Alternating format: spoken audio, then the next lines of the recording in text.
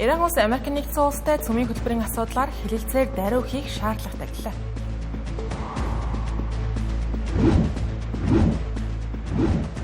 Сирийн улсын ерөнхийлөгч Ахмад Аш-Шара Орос улбаны улсад айлчилж байна.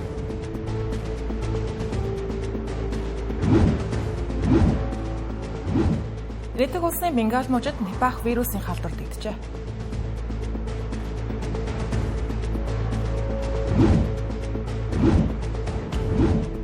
Тэд улсын технологийн компаниуд Nvidia компани H200 чипийг худалдан авах боломжтой боллоо.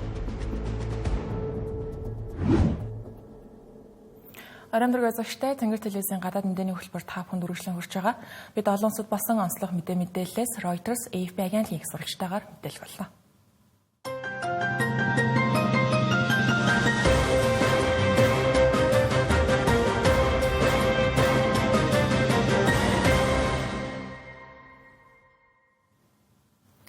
За өчигдөр Америк нэгдсэн улсын ерөнхийлөгч Дональд Трамп Иран улсыг цөмийн хөтөлбөрийн асуудлаар яаралтай хэлэлцээрт хүрэхгүй бол цэргийн ажиллагаа явуулахдаа хүрч болцсошгүй гэж анхааруулж байсан. Тэгвэл үүний хариуг Ираны их баригчид даруй өгсөн байна. Гэхдээ Ираны гадаад хэргийн сайд Америк нэгдсэн улсаас ямар нэгэн халдлага гарвал Ираны зэвсэгт хүчин нэн даруй хариуг нь барина гэж мэдгдсэн байна. За тодорхойлох юм бол Иран улсын гадаад хэргийн сайд Аббас Арагчи 5 гаругийн оройны сошиал сүлжээнд мэдгдэлтэй манай зэвсэгт хүчин их орныхоо газар нутаг агаар тэнгисийн эсрэг айлбай түрэмгийлэлд нэн даруй хүчтэй хариу өгөхөд бүрэн бэлэн байна гэсэн юм. За өнгөрсөн оны 6 дугаар сард Израиль улс Америк нэгдсэн улстай хамтран Иран руу давталгаа хийж байсан нь 12 хоногийн турш үргэлжилсэн. Тухайн үед Дональд Трампын захиргаа Ираны цөмийн байгууламжууд руу онцолж цохилт өгч байсан. Тэгвэл үүнийг Аббас Арагчи энэхүү мэдээлэлтэд дурдж, тэрхүү 12 хоногийн дайнаас авсан сургамж бий. Ираны зэвсэгт хүчин өндөр түвшинд бэлэн байна гэсэн байна. Дональд Трампын өгсөн анхааруулгын тухай тэрээр Truth Social сүлжээнд асар том армада Ираны зүг хөдөлж байгаад энэхүү флот шаардлагатай бол даалгавраа хурдтай хүч хэрэглэн биелүүлэхэд бэлэн гэсэн байна. Харин үүнээс нь урьдчилж Ираныг хурдан хэлэлцээний ширээнд сууж цөмийн зэвсэггүй бүх талдаа ашигтай шударга хэлэлцээр байгуулахыг уриалж байна гэсэн байна. Цөмийн хэлэлцээрээс гадна бас нэгэн асуудал энэхүү хоёр улсын дунд байгаа нь Дональд Трамп Иранд энэ сард болсон засгийн газрын эсрэг жагсаалын үеэр их баригчид жагсагчдын эсрэг хүч хэрэглэх юм бол цэргийн арга хэмжээ авахыг үүсэхгүй гэж хэлж байгаа. Энэхүү анхааруулгын тухайд Аббас Арагчи энэ сарын эхээр Америк нэгдсэн улстай дайн хийхэд бэлэн гэж мэдээлж байсан. Одоогийн байдлаар жагсаалууд хэсэг намжсан байгаа. Тиймээс хоёр улсын хооронд удаан хугацаанд үргэлжилж байгаа дараагийн асуудал болох цөмийн хөтөлбөрийн асуудал хэлэлцээр дахин сүүгдэж байгаа юм. Энэ 7 хоногт Америк нэгдсэн улс USS Abraham Lincoln эсэх онгоц тээгч хөлгийг ойрт орондын бүс нутагт байршуулсан гэдгээ зарласан. USS Gerald Ford хөлгийг өнгөрсөн 10 дугаар сард Венесуэл улсын ерөнхийлөгч Николас Мадурог баривчлах ажиллагааны өмнө Карибын тэнгист байршуулснаас хойш анх удаага энэхүү нисэх онгоц тээвэрлэгч хөлгийг Америк нэгдсэн улсын төв командл энэхүү бүсэд байрлуулж байгаа юм. Мөн энэ удаад олон гаруй сүнөөгч онгоц мөн ойролцоогоор 5,000 усан цэргийн бүрэлдэхүүнтэй USS Abraham Lincoln хөлгийг агаараас хамгаалах систем бүхий удирдлагатай Пуужингийн ангид дагалдаж байгаа юм байна. Мөн цохилтын бүлгийг хамгаалж байгаа гэсэн байна. Америк нэгдсэн улс F-15E Strike Eagle гэх нэртэй мөснөөгч онгоцны нэг дивизийг бүс нутагт шилжүүлсэн байна. Эдгээр онгоцууд нь 2024 оны 4-р сард Иранд хийсэн цохилтонд оролцож байсан нэгжид ажиллаж байсан гэх сурвалжуудын мэдээлэл байна. Цөмийн хөтөлбөрийн тухайд дэлгэрүүлэх юм бол Вашингтон Ираны цөмийн болон Пуужингийн хөтөлбөрийг зогсоохыг хүсэж байгаа. Харин Техраны зүгээс улсынхан цөмийн хөтөлбөр цэвэр иргэний зориултай ба Иран улс уран баяжуулах эрхтэй гэж мэдээлдэг үздэг байна. 2024 оны 6 дугаар сарын довтлогооноос хойш Ираны өндөр баяжуулсан ураны байршил одоогийн байдлаар тодорхойгүй хэвээр байгаа юм. Дараагийн онцлог мэдээлэл Орос улбаны улс Сирийн улсын хооронд өрнөж байна. Сирийн ерөнхийлөгч Ахмад Аш-Шара Москвад Орос улбаны улсын ерөнхийлөгч Владимир Путинтэй өнөөдөр уулзаж байна. Энэ нөр Ахмад Аш-Шара Оросын хуучин холбоотон Башар ал-Асадыг түлхэн унагаснаас хойш нэг жил гаруй дараа болж байгаа уулзалт Ахмад Аш-Шараг ерөнхийлөгч болсноос хойших талуудын 2 дахь удаагийн уулзалт аа. Башар ал-Асадын тухайд Орос улбаны улсад орнож байгаа гэх мэдээлэл бий. Тийм атал Владимир Путин ийхүү Сирийн шинэ засагтай ойр харилцаа холбоотой байхыг зорж байгаа Хоёр улсын аюулгүй байдал зэвсэг хүчний харилцаа холбоог хэвээр хадгалахыг зорж байгаатай холбоотой гэж тайлбарлаж байна. 5 гарагт уулзалтын өмнө хийсэн хэвлэлийн баг хурал дээр Ахмад Аш-Шарав Владимир Путинд хандан Сирийн нэгдмэл байдлыг дэмжиж байгаа зам бус нутгийн доктортой байдалд Оросын гүйцэтгэсэн түүхэн өөрөгт талархаж байгаа гэдгийг илэрхийлсэн байна. Харин Владимир Путин Аш-Шаравд хандан Сирийг докторжуулах хүчин чармайлтанд дэмжлэг үзүүлэхэд бэлэн гэдгийг хэлсэн байна. Өмнө Сирийн нутаг дэвсгэрийн бүрэн бүтэн байдлыг сэргээх үйл явцад ахиц гаргаж байгаад нь баяр хүргье гэсэн баг юм. Энэхүү уулзалтын өмнө Кремлийн хэвлэлийн төлөөлөгч Дмитрий Песков Сирь дэх Орос улбаны улсын цэргүүдийн байр суурь оролцоог хэлэлцэх асуудлын нэг гэдгийг хэлж байсан. Одоогийн байдлаар Оросын цэргүүд Сирийн газар дундын тэнгисийн эрэгт байрлах Химеймийн агаарын бааз мөн Тартусын тэнгисийн цэргийн баазад байрлаж байгаа. Энэ 7 хоногийн ихээр Орос курдуудын хяналттай байдаг Сирийн зүүн хойд хэсгийн Кашмилийн хэсэг буудлаас зэвсэг хүчний давцсан тухай мэдээлэл гарсан байна. Ингэснээр Оросд хуучин зөвлөлт холбоот улсын гаднах цорын ганц цэргийн түшиж газрууд нь газар дундын тэнгис дээрх энэхүү хоёр баазал болж үлдэж байгаа юм. Сирийн түүхийн хувьд Орос улбаны улсын ойрт орондох хамгийн ойрын холбоотнуудын нэгэ гэж хэлж болно. Хоёр улсын харилцаа холбоо хүйтэн дайны үеэс ихтэй. Зөвлөлт холбоот улсын тухайд Дамаскт Хафез ал-Асад дараа нь түүний хүү болох Башар ал-Асадын удирдсан Баас намын дэглэмд томоохон цэргийн дэмжлэг үзүүлсээр ирсэн байдаг.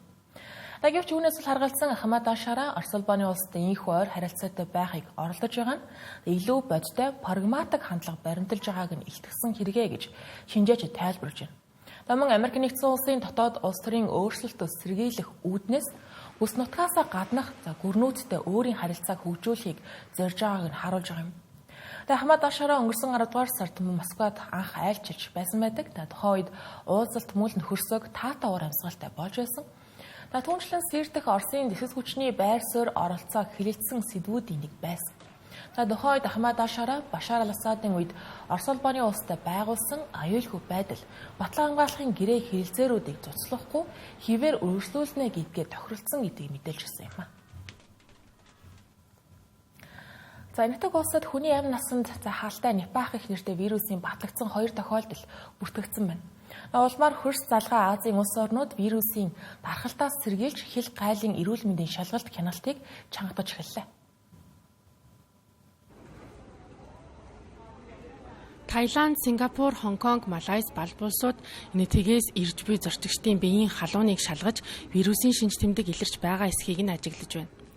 Вирусын гаралтай Непах халдварт өвчин жимсний сарсан багвахаа болон гахаанаас хүнд халдварлан дамжих боломжтой юм байна. Харин хүн өвчлсөн тохиолдолд хүний бие өндөр халуурч тархинд өрөвсөл үүсгэх өндөр эрсдэлтэй. Гэхдээ вирусын хүнээс хүнд халдварлах чадвар COVID-19 вирусынхтай харьцуулахад харьцангуй бага боловч өвчлсөн тохиолдолд нас баралтын түвшин 40-75% буюу өндөрт тооцогдож байна. Одоогийн байдлаар энэтхэгт бүртгэгдээд байгаа халдварын 2 тохиолдлын хувьд баруун Бенгалийн эрүүл мэндийн ажилчид тэдэнтэй ойрын халдвар авсан байж болцсошгүй 200 гаруй хүнээс шинжилгээ авсан. Гэхдээ нэмэгдсэн тохиолдол гараагүй буюу бүгд сөрөг гарсан байна. Энэтхэгийн мэрэгжилтнүүд шинжилгээний хариун дээр тулгуурлан халдварын дэлхийн нийтэд үзүүлэх эрсдэл бага болохыг хэлсэн.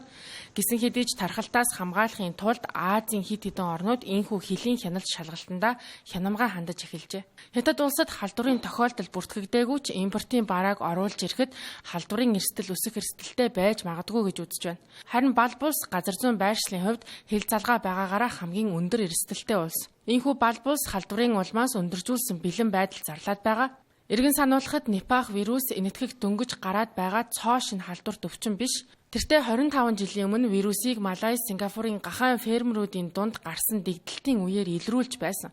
Дэлхийн эрүүл мэндийн байгууллагаас Непах вирусыг тэргүүлэх зэрэглэлийн эмгэг төрүүлэгч гэж ангилдаг. Гэсэн хэдий ч өнөө хүртэл вирусын эсрэг лицензтэй вакцин эмчилгээ байхгүй хэвээр л байна.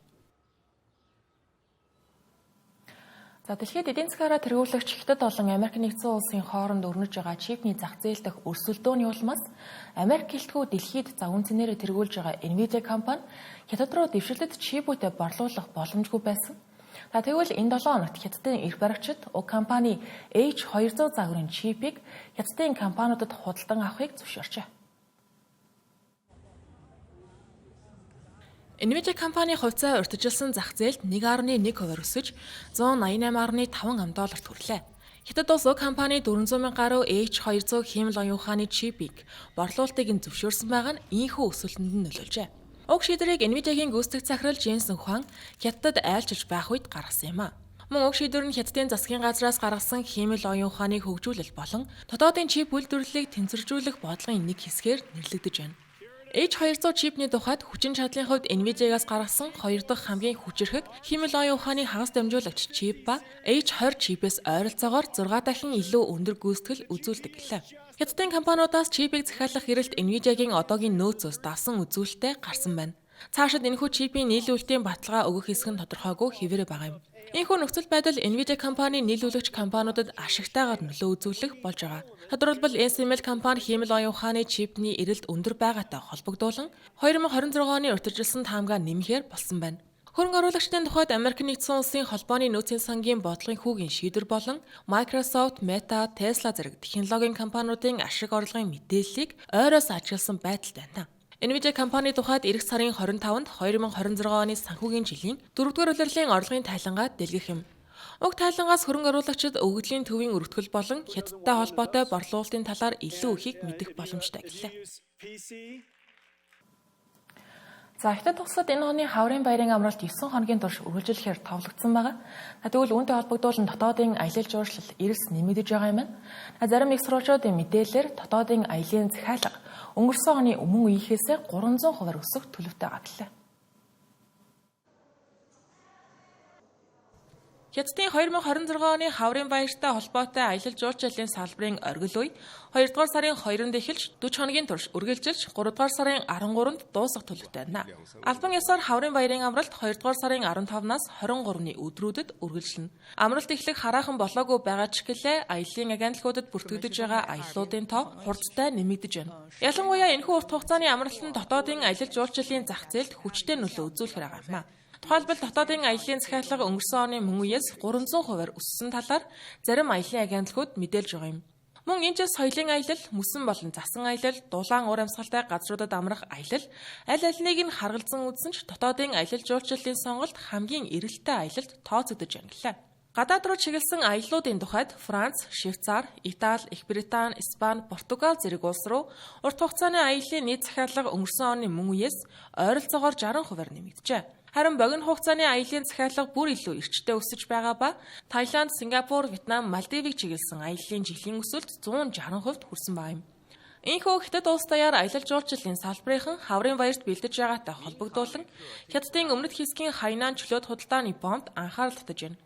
Өнгөрсөн оны 12 дугаар сарын 18-нд бүх арлын хэмжээнд тусгай гайлын ажиллагааг эхлүүлсэн нь аялал жуулчлалын эрэл нэмэгдсэнтэй холбоотой юм а. Тэгвэл энэ удаагийн хаврын баярын амралтын үеэр Хайнан 22 сая гаруй зорчигчийн аяллыг зохион байгуулах төлөвтэй байгаа ба энэ нь өнгөрсөн жилийн хаврын баярын оргил үеэс 5.3% нэмэгдсэн хэмжээ болох талаар Хайнан мужийн зам тээврийн газраас мэдээлжээ. Дараагийн онцлог мэдээ. Хятад улс нь хиймэл оюун ухааны хүчин төгөлдөр зохион бүтээлийн патентын буюу оюуны эзэмшлийн тоогоор дэлхийн тэргүүлэх улсуудын нэгт багтаж байгаа. Хятадын үндэсний оюуны өмчийн захиргааны мэдээлж байгаагаар хүчин төгөлдөр бүтээлийн патентын тоо нь 2025 оны эцэсгэхэд 532 саяд хүрсэн гэлээ. Хүчин төгөлдөр зохион бүтээлийн патентын дунд өндөр үнцэнтэй ангиллын патентын жилийн өсөлтийн хурд улсын нийт бүтээлийн патентын өсөлтөөс 2.21%-аар илүү байж, ийм патентын тоо 229 саяд хүрсэн байна.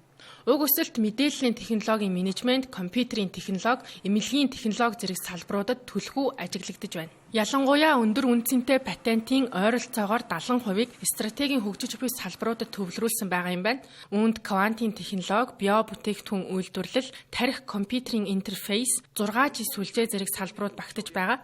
Энэ нь улсын шинжлэх ухаан технологийн өндөр түвшний бие даасан хөгжлийг илүү хурдан ахиулахад түлхэц болно гэж харж буйгаа албаныхан хэлээд байна. 2026 он нь Хятад улсын хувьд 15 дахь жилийн төлөвлөгөөний эхний жил юм. Үүнтэй холбогдуулан Хятадын үндэсний оюуны өмчийн захиргаа, оюуны өмчийн нийтийн үйлчилгээний үндэсний стандартыг боловсруулах, оюуны өмчийн үйлчилгээний хэрэглээний орчинг өргөжүүлэхээр төлөвлөж байгаа гэлээ. Энэ нь Хятадын эдийн засаг, нийгмийн бүх салбарт хиймэл оюун ухааны хэрэглээг өргөн хүрээнд нэвтрүүлэх, дэмжлэг үзүүлэх зорилготой юм байна. Мэдээ үргэлжлүүлж байгаа. Үргэлжлүүлэн та бүхэн зарим мэдээллийг товчоор хүлээн авна.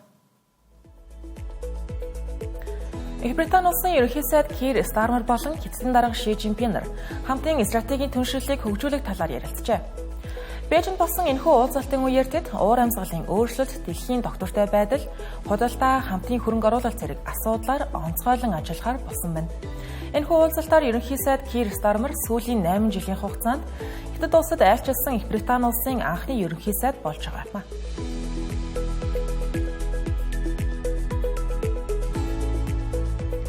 Алтны үн геополитикийн хурцдмал байдал, Америк нэгдсэн улсын өрийн өсөлт, дэлхийн худалдааны докторгүй байдлын улмаас хурдтай өсөж байна.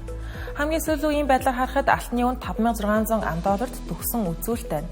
Үүнээс гадна мөнгөний үн $119.3 хүрч өссөн байгаа нь нийлүүлэлтийн хомсдол үүсгэж болзошгүй байна.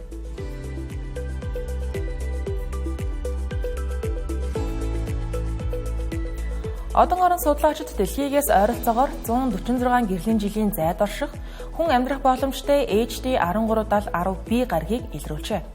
Энэхүү гариг нь дэлхийгээс 6% том 355 хоногийн тойрог замтай юм байна. Гэхдээ уг гаригийн гадаргуугийн температур ангараг гаригтай адил хасах 70 Цельс хүртэл байж магадгүй. Гаригийг NASA-гийн Кеплер дуранг ашиглан нээн илрүүлжээ.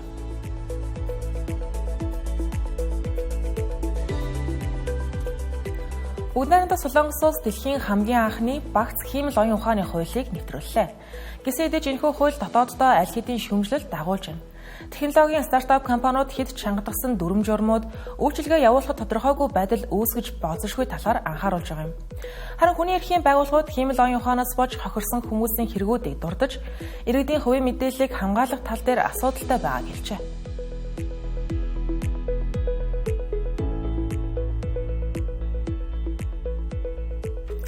Та бүхэн Тэнгэр телевизийн гадаад мэдээний оройн тайм хэлбэрийг хүлээн авч үзлээ. Анхаарлаа хандуулсан явдал баярлалаа.